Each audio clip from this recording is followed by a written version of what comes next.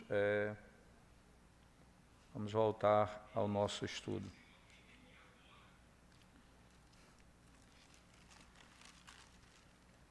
Hebreus 11, 28.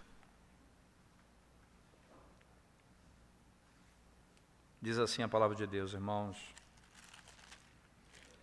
Pela fé celebrou a Páscoa e o derramamento do sangue para que o exterminador não tocasse nos primogênitos dos israelitas.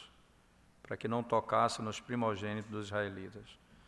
Vamos considerar, irmãos, a primeira coisa hoje, o significado da Páscoa, né? O que a Páscoa significa à luz desse texto, né?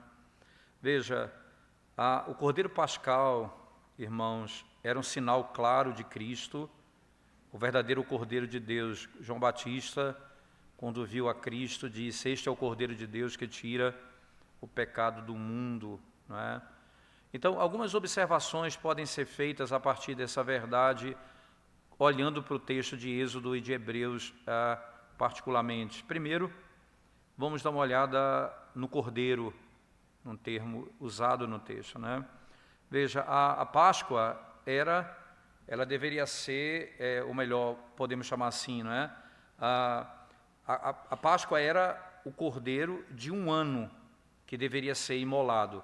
Um cordeiro de um ano que deveria ser imolado. Esse cordeiro não podia ter mancha nem mácula, não é?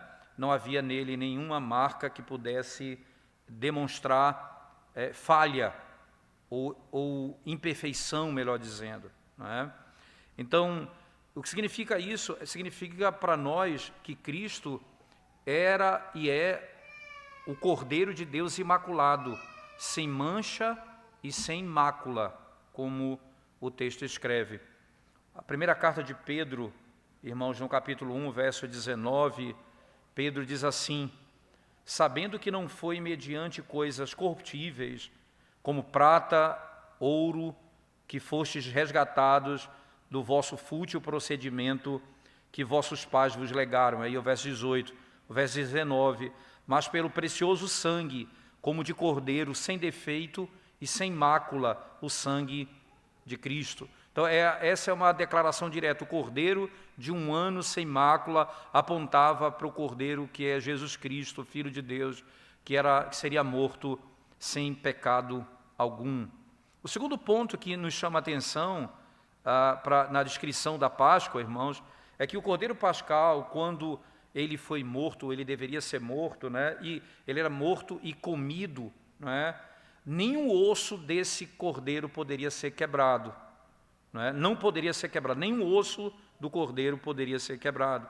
Por exemplo, lá em Êxodo, no capítulo 12, verso 46, o texto diz assim: o cordeiro há de ser comido numa só casa, da sua carne não levareis fora da casa, nem lhe quebrareis osso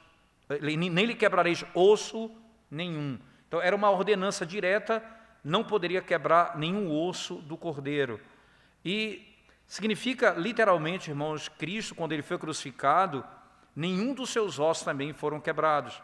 Você vai perceber que o evangelista João, quando ele descreve o sacrifício de Cristo, ele vai fazê-lo literalmente associado a esse caráter de associação com o Cordeiro Pascal. Por exemplo, João 19, verso 36, ele diz assim, né? E aí eu vou ler um pouco mais, do 33 até o 36. Olha, os soldados foram e quebraram as pernas ao primeiro. Então, haviam 3 que estavam crucificados, eles vão agilizar a morte deles, né? Então, eles vão quebrar as pernas dos que estão ali crucificados. Então, diz o texto, eles foram e quebraram as pernas ao primeiro e ao outro que com ele tinham sido crucificados. Chegando-se, porém, a Jesus, como vissem que já estava morto, não lhe quebraram as pernas. João 19, verso 33.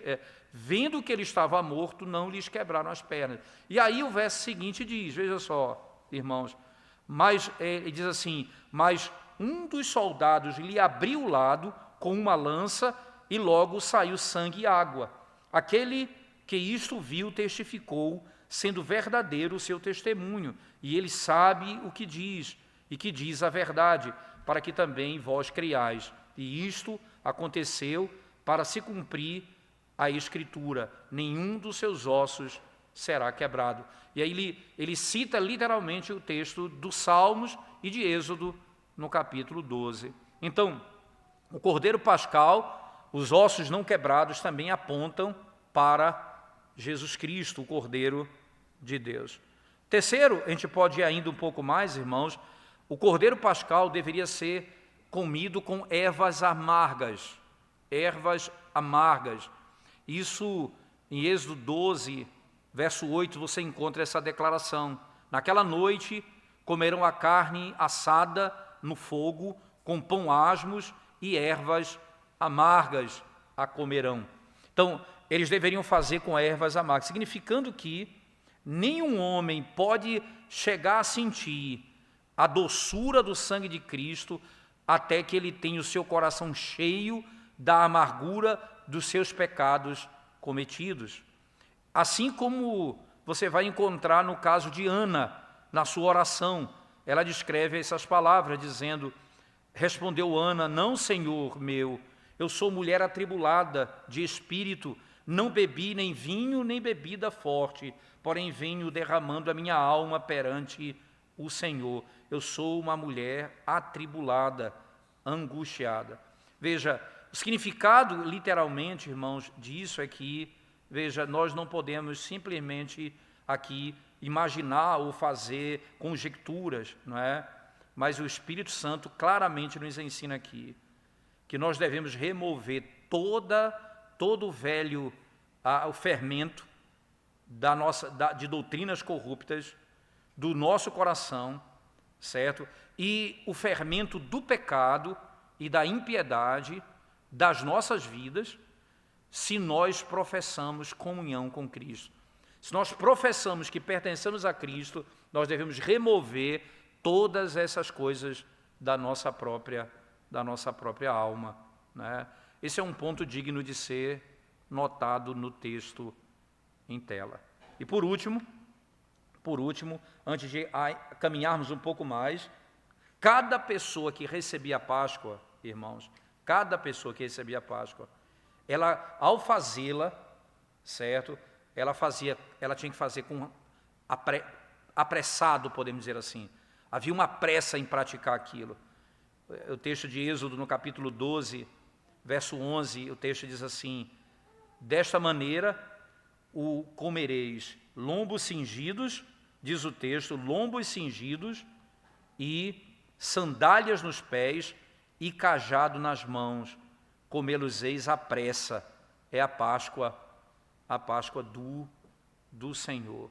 Eles deviam fazer isso apressadamente, isto é, na sensação de que eles estavam de saída. Entenda, irmãos, que isso deve ser entendido somente na primeira Páscoa do Egito. Porque sabe como foi que Cristo comeu a Páscoa? Sentado. Então, entenda, essa era uma ordem clara manifestada ali no período da primeira Páscoa. Cristo, ele participa da Páscoa sentado, como o texto nos ensina lá em Lucas, capítulo 22, verso 14, certo?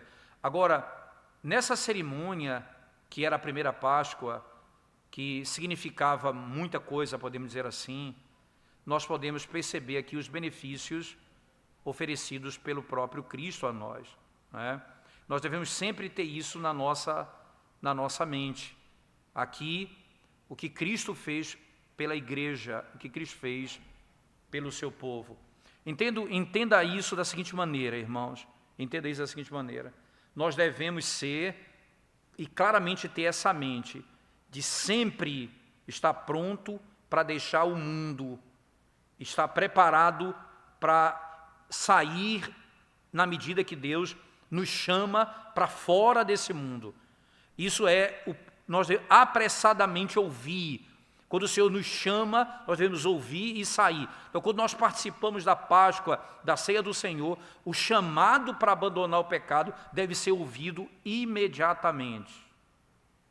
Essas são, basicamente, as partes mais fundamentais do significado da Páscoa ali naquele texto que nós acabamos de ler lá em Êxodo capítulo 12, e especialmente em Hebreus 11, verso 28. Não é? Mas nós temos ainda um outro aspecto no texto que nós devemos explorar ainda hoje para a nossa conclusão. No verso 28 ele diz, Hebreus 11, 28, pela fé celebrou a Páscoa e o derramamento do sangue. E essa expressão, o derramamento do sangue. O que é essa expressão, derramamento do sangue? O sentido aqui, irmãos, é literalmente a aspersão do sangue do Cordeiro sobre os umbrais das portas. A aspersão do sangue do Cordeiro nos umbrais das portas. E isso era, para os israelitas, irmãos, a certeza de que o anjo vingador, o anjo que veio para matar, ele não deveria matar o primogênito dos israelitas, independente se fosse homem ou animal. Nenhum deles poderia ser morto. Onde estivesse o sinal do sangue nos umbrais, ele não poderia matar os primogênitos ali. Não poderia acontecer em hipótese alguma. Na razão humana, na lógica humana, irmãos, não é? Parece isso um argumento fraco e simples demais. Não é? Entretanto, Deus ordenou preservar todos os primogênitos dentre os israelitas dessa maneira.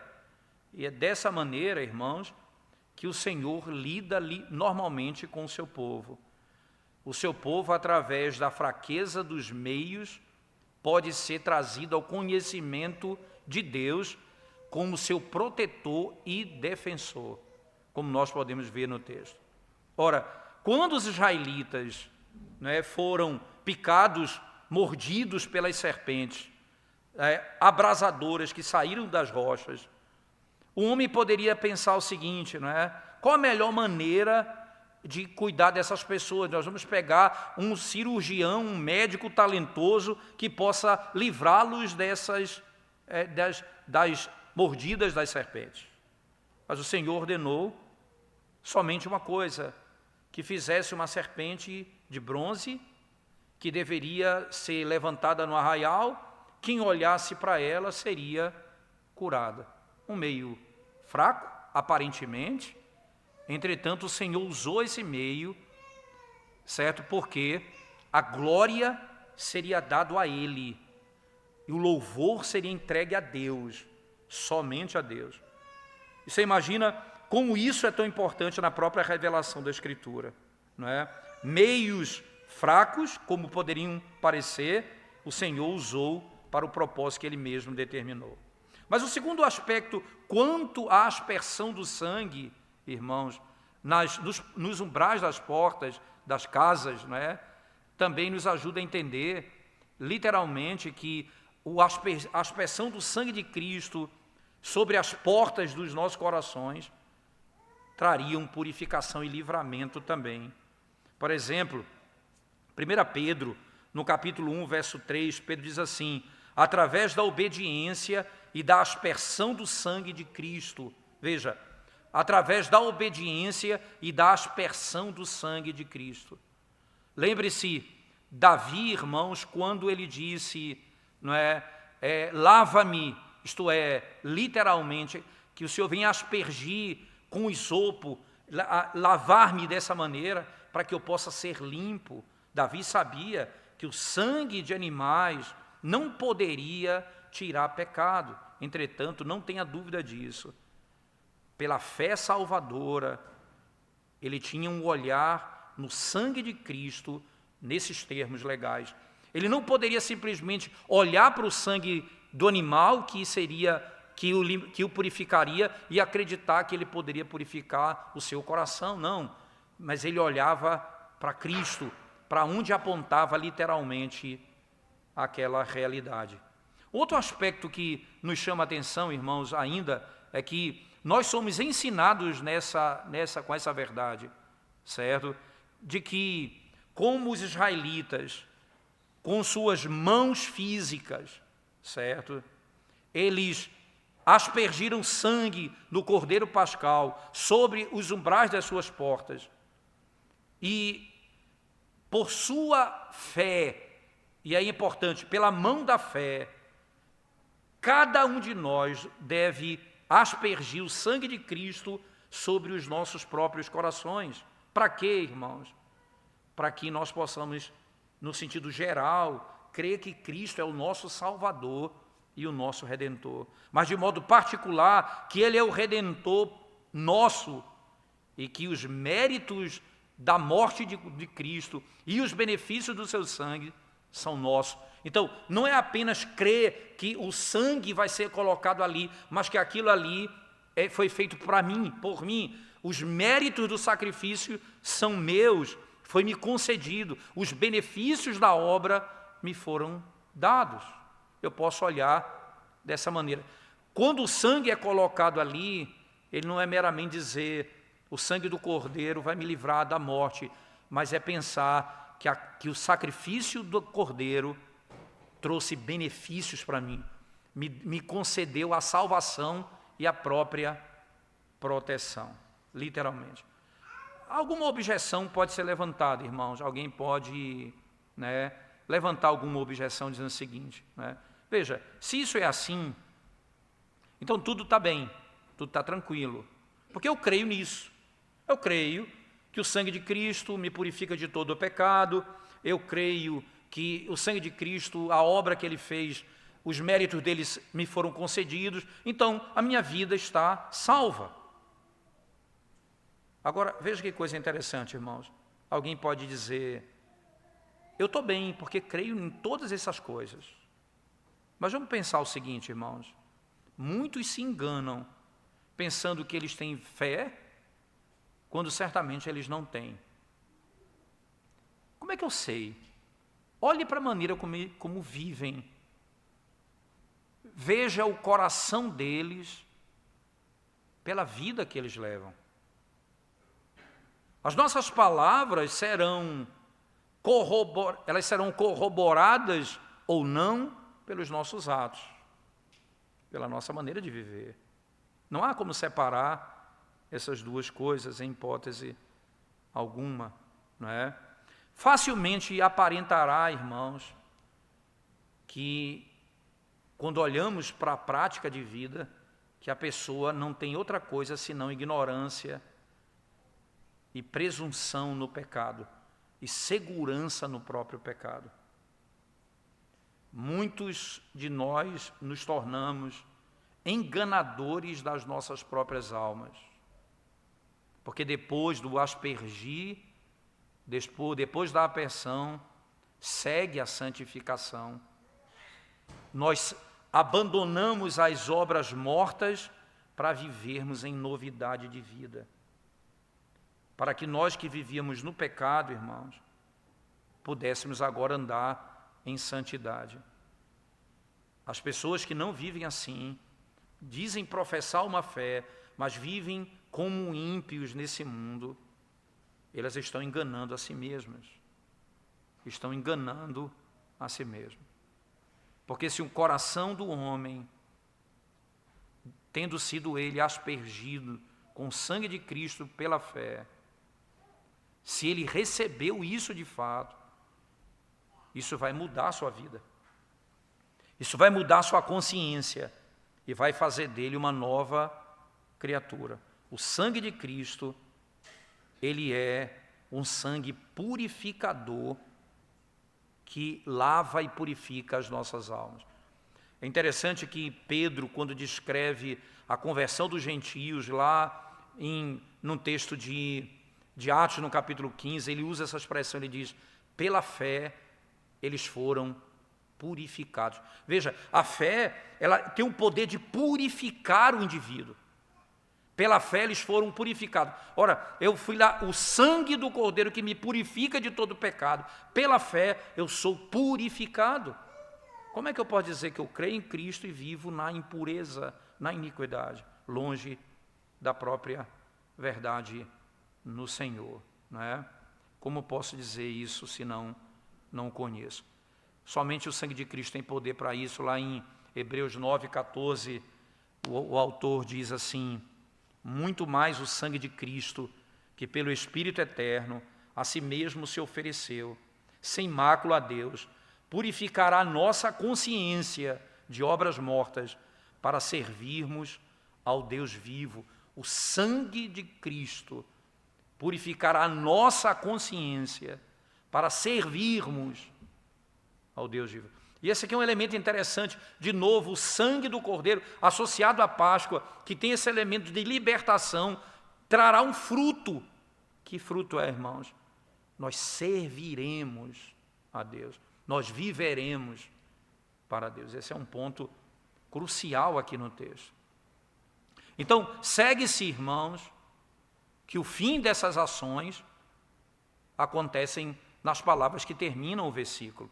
Volte lá para Hebreus 11, verso 28 comigo, ele diz: e o derramamento do sangue, para que o exterminador não tocasse nos primogênitos de Israel. Para que, diz o texto, o exterminador não tocasse nos primogênitos de Israel. Vamos analisar essas palavras primeiro, irmãos. Vamos olhar para o exterminador, como o texto escreve. Em Êxodo, no capítulo 12, verso 29, que é o texto que trata da narrativa da Páscoa, diz o seguinte: aconteceu que à meia-noite feriu o Senhor todos os primogênitos na terra do Egito, desde o primogênito de Faraó, que se assentava no seu trono, até o primogênito do cativo que estava na enxóvia. E depois diz: e todos os primogênitos dos animais, todos eles foram exterminados. E quando isso aconteceu, irmãos? À meia-noite. Isso aconteceu à meia-noite. Todos os primogênitos do Egito, tanto homens como animais, foram mortos nesse dia, nesse tempo. Veja, quando você olha para o poder extraordinário e para a força do anjo de Deus, você percebe ao mesmo tempo, irmãos, a prontidão dele em fazer a vontade de Deus naquela noite, numa noite, até mesmo meia-noite. Ele passaria pela terra e executaria a vontade de Deus, matando os seus inimigos. Quando você olha para a história de Senaqueribe, lembra que o exército de Senaqueribe foi morto por um anjo apenas, em uma noite. Uma noite apenas. Um anjo eliminou o exército de Senaqueribe numa única noite. O exterminador é aquele que foi chamado por Deus para executar juízo e poupar os filhos de Deus naquele caso, naquele contexto. Aí vem a expressão, o primogênito, isto é, primogênito tanto de homens quanto de animais. Se você lembrar do verso 29 que eu acabei de citar, Êxodo 12, 29, ele diz isso, né? Aconteceu que à meia-noite, veja o texto, aconteceu que à meia-noite feriu o Senhor todos os primogênitos na terra do Egito. Todos os primogênitos. Ele vai dizer, que primogênito? Desde os filhos de Faraó até os animais, como o texto descreve. Aí alguém pode levantar a seguinte demanda textual: pastor, veja, não faz muito sentido esse texto, porque como é que o Senhor demandou a Páscoa, e essa Páscoa pode ser um sacramento, quando até mesmo os animais dos israelitas foram beneficiados por ela? Em que sentido os animais podem ser beneficiados do sacramento? Alguém pode levantar essa pergunta, não é? Porque eles foram poupados, não é? Pelo fato de que o cordeiro foi morto e o sangue aspergido nos umbrais das portas, e nem o primogênito dos animais, nenhum deles morreram por causa do sangue do cordeiro. Então, como é que eu posso explicar isso? Então, uma resposta importante, irmãos. Veja, isso aqui não impede, em hipótese alguma, que você olhe para esse texto e veja aqui um sacramento claro da Páscoa, que é depois transformado ou substituída pela ceia do Senhor. Considere, e deve ser considerado dessa maneira, a Páscoa, você considera de duas maneiras. Primeiro, como meio de libertação temporal. E como meio de libertação temporal, as bestas, os animais, também se beneficiam dela, porque ela tem uma libertação temporal. E segundo, como sinal e selo da nossa libertação espiritual do inferno pelo sacrifício do Cordeiro de Deus, Jesus Cristo, que é aquilo que é significado no texto. E nesse sentido, é um sacramento para a salvação do homem, e dessa maneira os animais não têm nenhum benefício dele. Como aspecto temporal, sim, há benefícios que aconteceram, mas espiritualmente nenhum benefício, nós podemos dizer.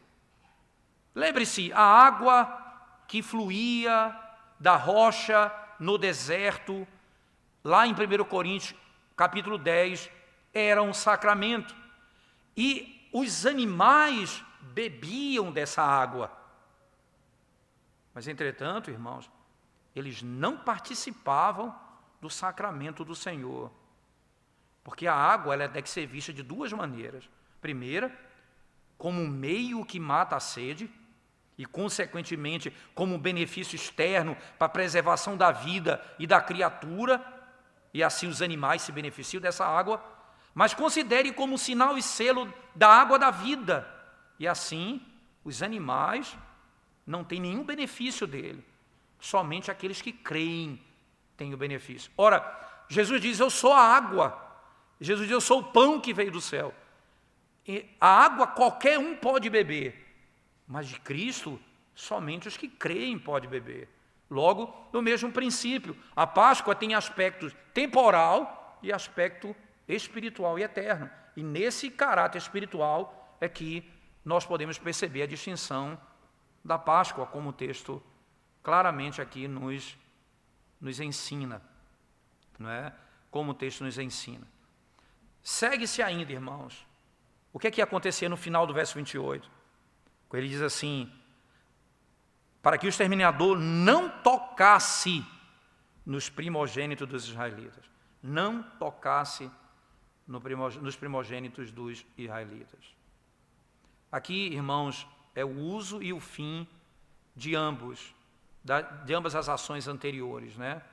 O anjo, ele não deve feri-los, mas deve passar pelas casas dos israelitas. Considere aqui, irmãos, um ponto notável concernente a Cristo. A verdadeira Páscoa que é Cristo. A saber que eles que tiveram seus corações aspergidos com o sangue de Cristo serão preservados da destruição eterna.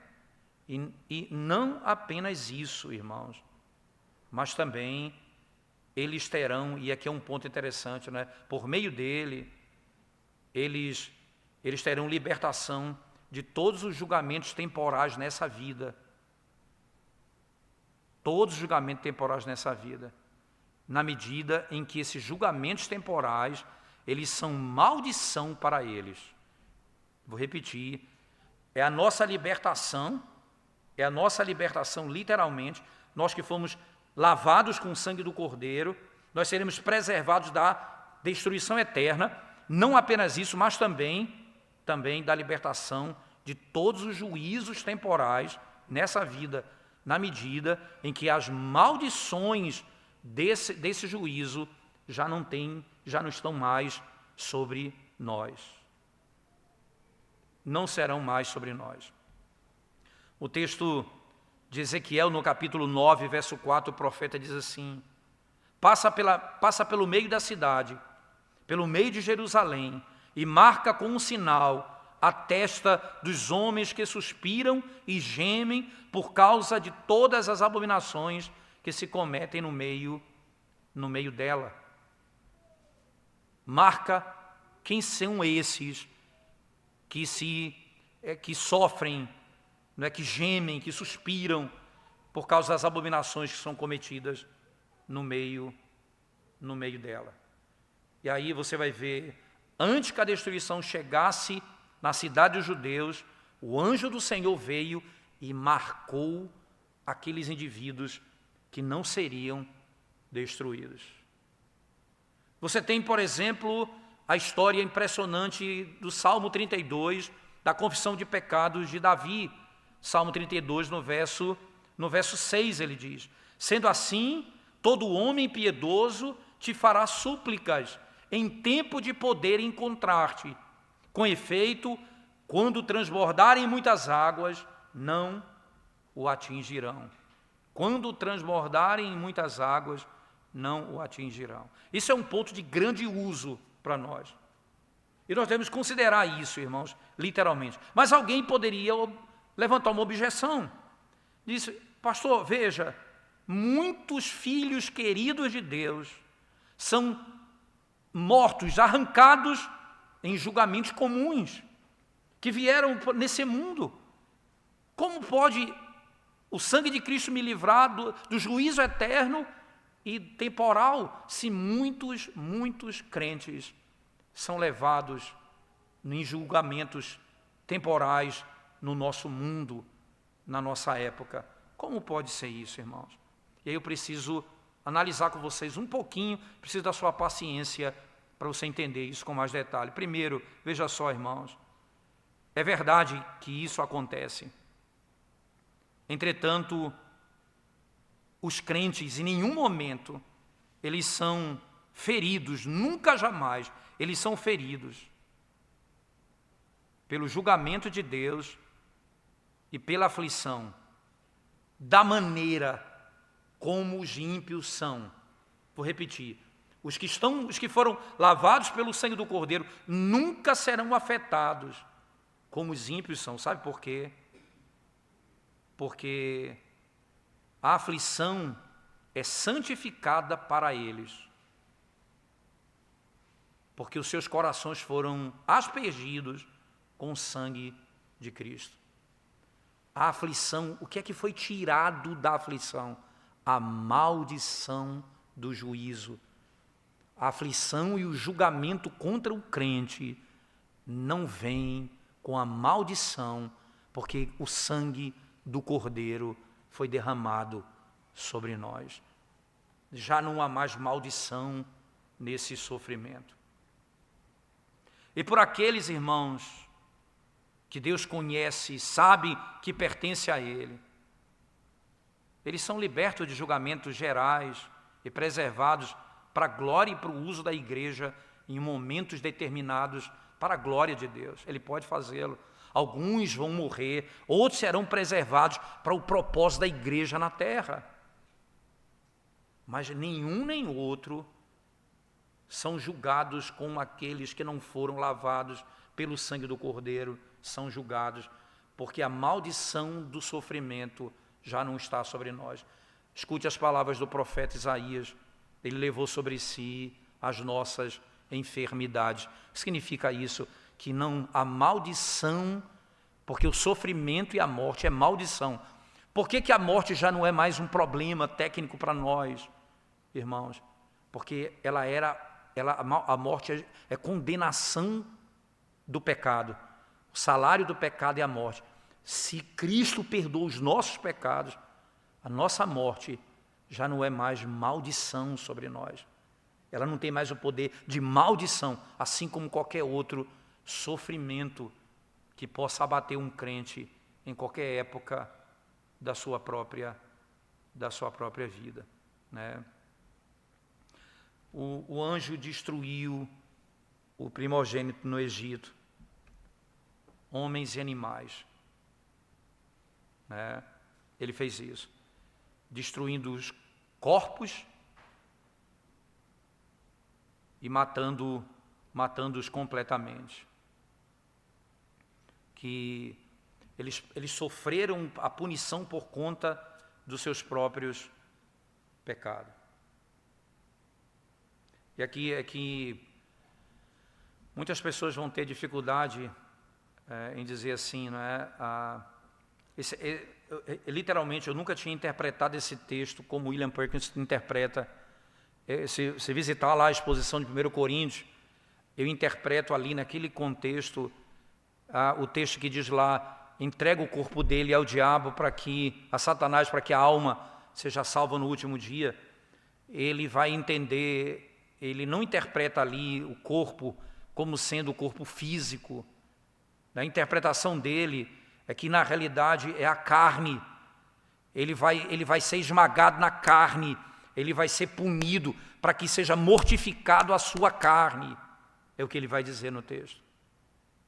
Por isso, as pessoas, elas são excomungadas da igreja, elas são tiradas da mesa do Senhor, para que elas sejam esmagadas na carne e possam ser restauradas pelo próprio Senhor, nesse caso. William Perkins tem uma outra visão, em particular desse texto, irmãos. Isso é bem interessante. Ele diz assim, as palavras dele, eu vou citar aqui literalmente ao pé da letra, né?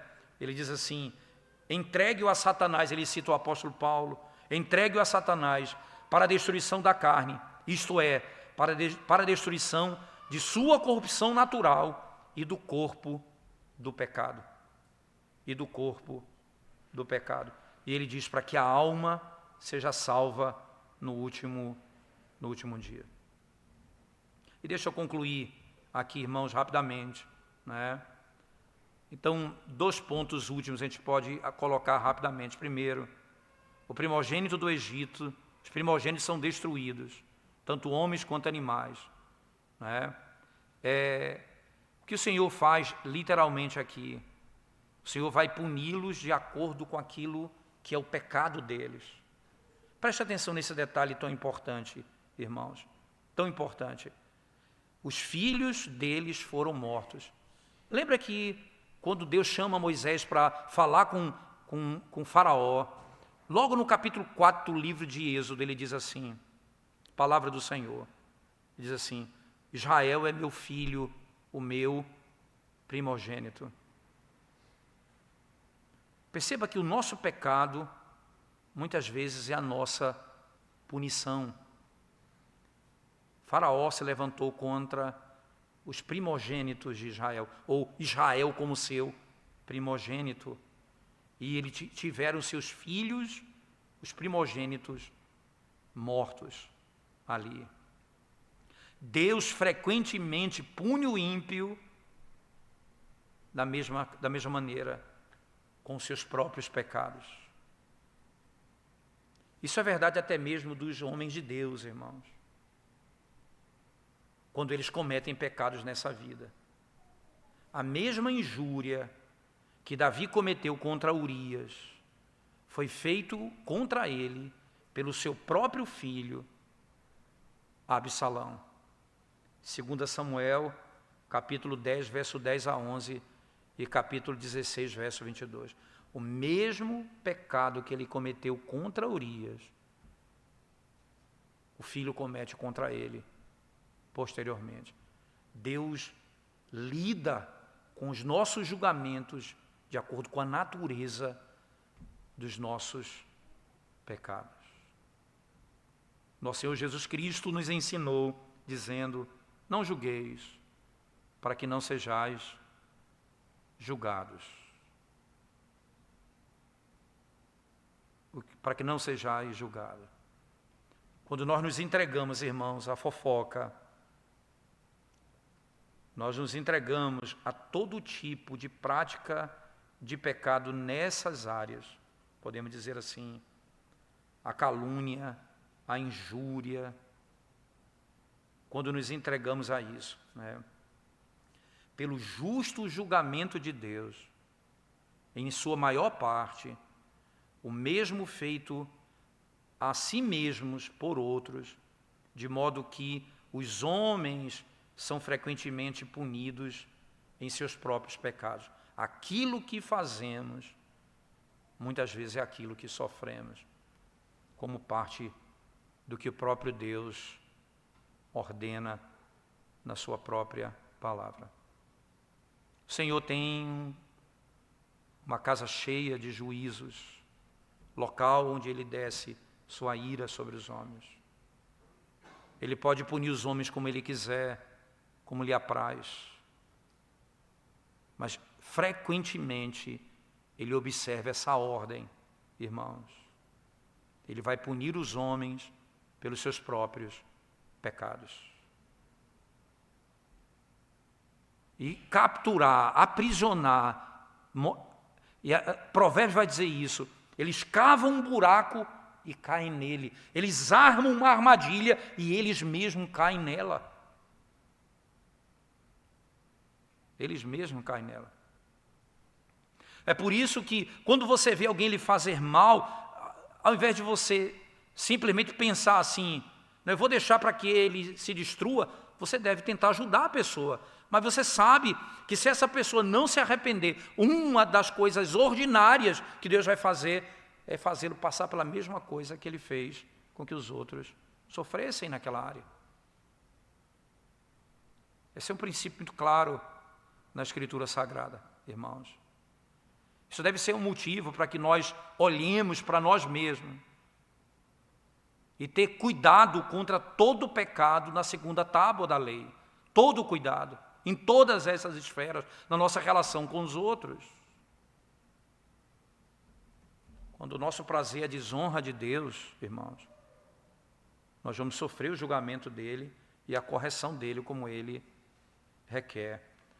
Salmo 119, verso 17, 109, verso 17, diz algo preciosíssimo no que diz respeito a isso. O salmista diz assim, amou a maldição, ela o apanhe. Veja, amou a maldição, ela o apanhe. Não quis a bênção, aparte-se dele. Ele não quis a bênção, aparte-se dele a bênção. Amou a maldição, ela o capture. Esse é um princípio aqui. Né? Esse é o princípio aqui estabelecido. Irmãos, se vocês forem lá para Juízes, capítulo 1, versos 6 e 7, você vai lembrar de Adoni-Bezeque, não é? Esse indivíduo, ele cortou os dedos dos soldados, de muitos deles. E essas pessoas iam comer migalhas na mesa dele, porque não podiam trabalhar, porque os dedos foram cortados. Veja o que diz o texto sagrado. Adoni-Bezeque, porém, fugiu, mas o perseguiram e prenderam, e lhe cortaram os polegares das mãos e dos pés.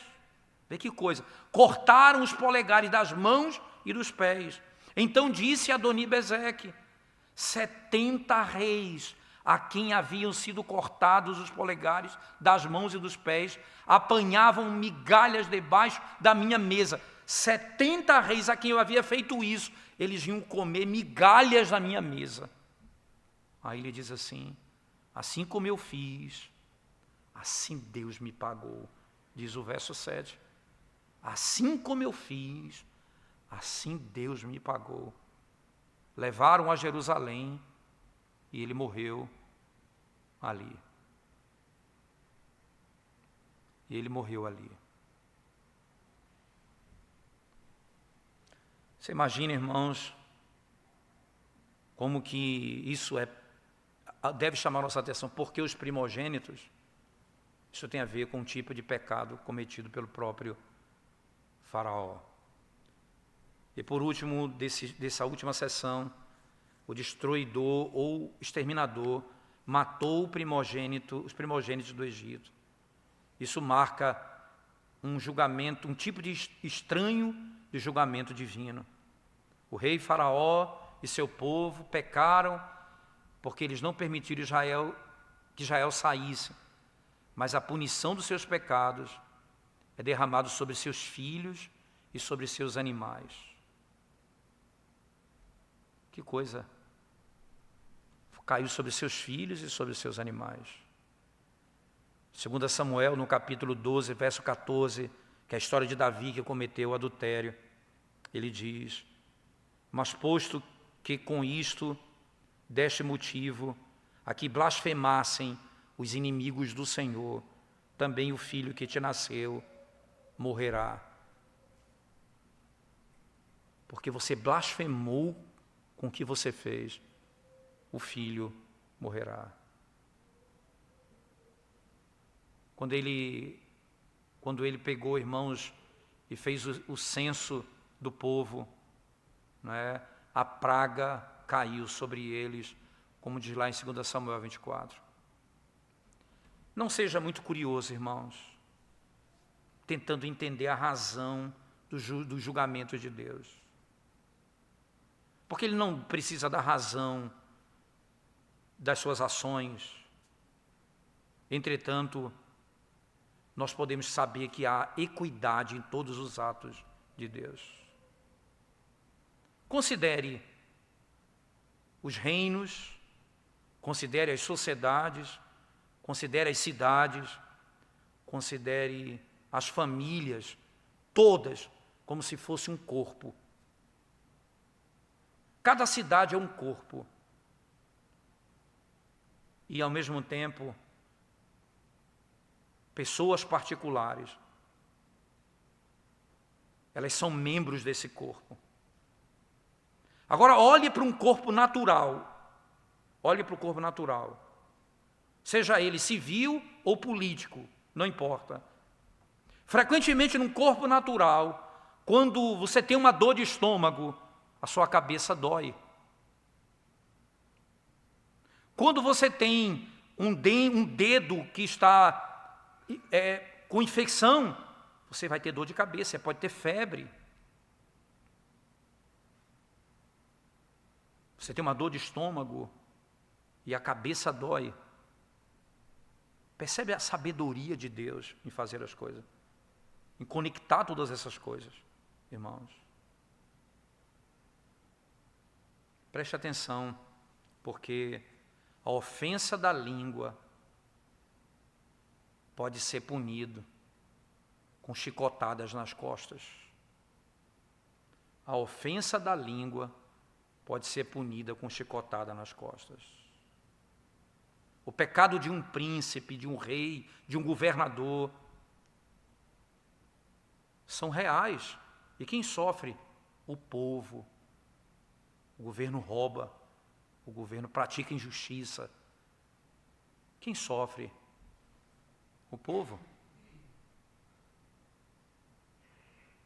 Isso não é injustiça da parte de Deus. Porque o príncipe e o povo fazem parte do mesmo corpo. Assim como pais e filhos pertencem à mesma família. Deus pode justamente derramar sobre qualquer membro uma punição temporal de pecado cometido por outro. E dessa maneira, como esse exemplo, você vai perceber, literalmente, como a fé de Moisés, que surge, perceba, no meio dessa história, é o único que crê no meio do Egito, verdadeiramente no Senhor. Ele não concede a Moisés aquilo que todo o Egito receberá, sendo ele criado na própria vida e glória do Egito. Aqui, nós podemos encerrar o verso 28, essa última conclusão, irmãos. A Páscoa do Senhor, o sangue do Cordeiro, a libertação dos primogênitos do povo de Deus e o reto juízo de Deus, julgamento sobre o pecado do povo naquele contexto. Na próxima quarta-feira, nós vamos falar de Moisés, pela fé, atravessando o Mar Vermelho como terra seca. Vai ser o texto que nós vamos elaborar na próxima quarta, se Deus assim nos permitir. Amém. Vamos orar ao Senhor nesse momento. Senhor, nós te pedimos a Tua bênção e Tua graça, quando temos um tempo tão precioso para estudarmos Tua palavra, meditarmos nela, sermos desafiados a uma vida santa. Ó Deus, ajuda-nos, que o Teu Espírito fale ao nosso coração sinceramente e mude a nossa vida. É a nossa súplica, ó Deus, em nome de Jesus. Amém.